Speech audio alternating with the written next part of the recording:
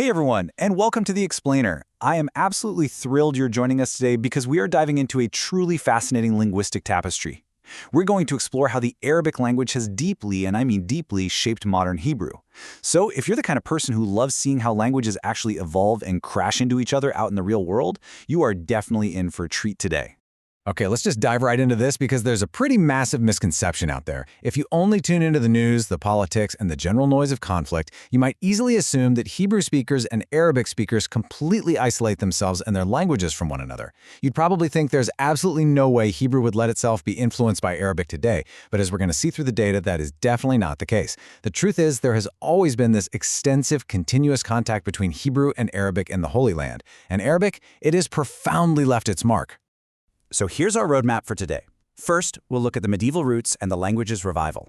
Then, European accents meeting Middle Eastern sounds. Third, the Mizrahi linguistic influence. After that, we'll hit the streets for some modern slang, and finally, we'll look at a shared cultural vocabulary. All right, Section 1, Medieval Roots and Revival. Looking at the timeline, you can really see that this language integration didn't just happen overnight. It came in these distinct, really fascinating historical waves. Way back during the height of Islamic civilization in the Middle Ages, Jewish scholars were actively translating Arabic writings into Hebrew. Then, skip ahead a few centuries to the 19th century, and we see this highly intentional revival of Hebrew as a spoken native language.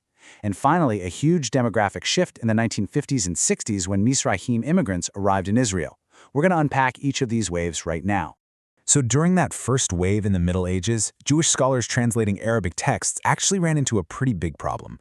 Hebrew was missing the vocabulary for a lot of new scientific and philosophical concepts. So what did they do? Well, they borrowed. Notice how the Hebrew word for date, tarikh, comes directly from the Arabic word for history or date.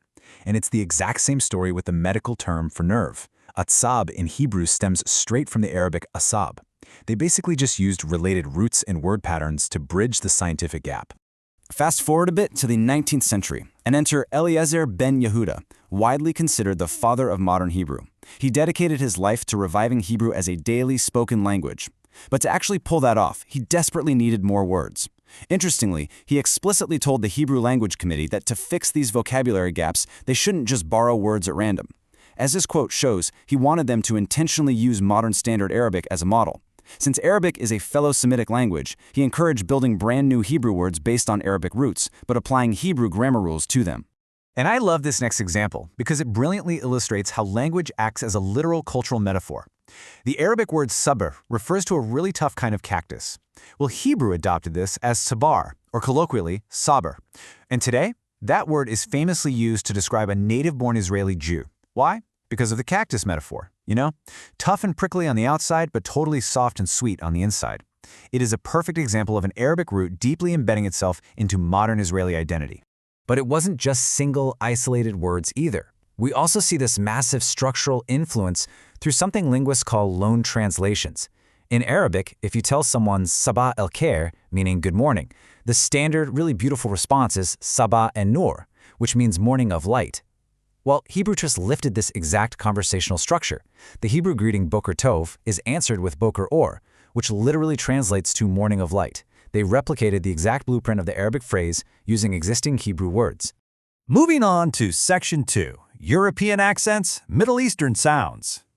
You know, the way modern Hebrew actually sounds today is heavily dictated by sociology and migration. Originally, modern Hebrew pronunciation was based on Sephardic pronunciation, which sounded quite a bit like Arabic, but the early Zionist immigrants in the 19th and early 20th centuries were mostly Ashkenazi from Europe. They natively spoke languages like Yiddish, Russian, and German. So naturally, with their European accents, they seriously struggled to pronounce those deep, characteristically Semitic, guttural consonants. They essentially learned Hebrew with European accents, and that completely rewired how these ancient sounds were spoken on the ground in Israel. Now, what's really interesting here is how that phonetic shift actually played out. In Arabic, the letter ayin is a deep pharyngeal sound articulated right at the back of the throat. Early Hebrew had this exact sound too, but because of that European influence we just talked about, in modern Hebrew the equivalent letter is now just a simple glottal stop, or sometimes it's entirely silent. And the exact same thing happened to the Arabic kaf, a heavy stop from the back of the throat. In modern Hebrew, the equivalent kaf is just a simple K sound. Those heavy guttural Middle Eastern sounds largely vanished. Which brings us to Section 3, the Mizrahi Linguistic Influence. To really grasp this shift, we have to talk about the Mizrahim. These were Eastern Jews who migrated from Arab lands to Israel in the 1950s and 60s. These immigrants were actually native speakers of Judeo-Arabic, which are Jewish dialects of Arabic written using the Hebrew alphabet. When they arrived, they formed a demographic majority for much of the country's history.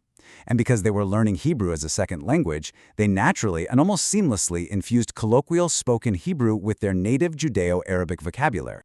All right, Section 4, From the Streets, Modern Slang.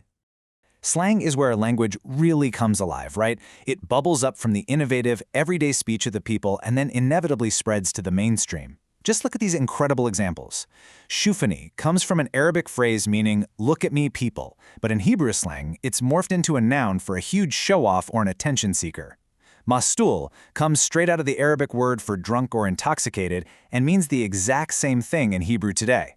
And then there's dir balak, which simply means be careful in Arabic, but in Hebrew slang, it's used as a much more assertive warning. It's almost like saying, you better watch your back. And what's totally wild is that these next words are so deeply baked into mainstream casual Hebrew that a lot of native speakers don't even realize they're speaking Arabic. If an Israeli is having a good time, they say it's kef, straight from the Arabic word for pleasure. If something is awesome, it's akhla, the Arabic word for sweetest. The incredibly common word for cool, sababa, comes directly from colloquial Arabic. And if you make a total fool of yourself or commit a faux pas, that's a fadiha from the Arabic word for scandal. Then you have the absolute heavyweights of Middle Eastern slang, yalla and wallah. I mean, these words are everywhere. Hebrew-speaking Israelis use yalla all the time, and in exactly the same way Arabic speakers do, meaning let's go, come on, or hurry up. Israelis even use it casually just to say bye before hanging up the phone. And wallah, which originally meant by God in Arabic, is used constantly in Hebrew to show surprise, kind of like saying wow or really, no way. This integration goes right down to the absolute most basic daily interactions. Arabic speakers might actually be pretty surprised to know that Hebrew speakers casually replace their traditional greeting shalom with the Arabic ahlan. You will constantly hear people calling their friends habibi, for my love, calling someone acting a little foolish, majnoon, for crazy, or just using yatni as a filler word to say meaning or that is. It is a profoundly deep, street-level linguistic integration. And that brings us to our final section, a shared cultural vocabulary. Sometimes, the environment itself literally forces a shared vocabulary on people. Take the word hamsin. This is the Hebrew word for a brutal heat wave caused by hot desert winds, but it comes directly from the Arabic word for 50. Why 50? Because of this exaggerated local folklore that these sweltering desert winds will last for 50 days. The meteorological reality is shared, so the vocabulary gets pulled directly from Arabic into everyday Hebrew life. And I mean, we definitely can't talk about a shared physical reality without bringing up food. Falafel, hummus, shakshuka, which was actually brought over by North African Mizrahi immigrants, by the way. Now you might be thinking, well, okay, these are just food names. But think about how often people talk about, buy, share, and eat these foods.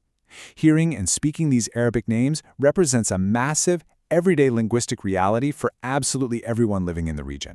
So when you step back, it really all boils down to this number right here, 27. While the vast majority of modern Hebrew vocabulary is, of course, derived from Hebrew roots, Arabic supplies a staggering 27% of the loanwords in the entire language. Beyond just the formal loanwords, it basically serves as the absolute bedrock for modern Hebrew slang.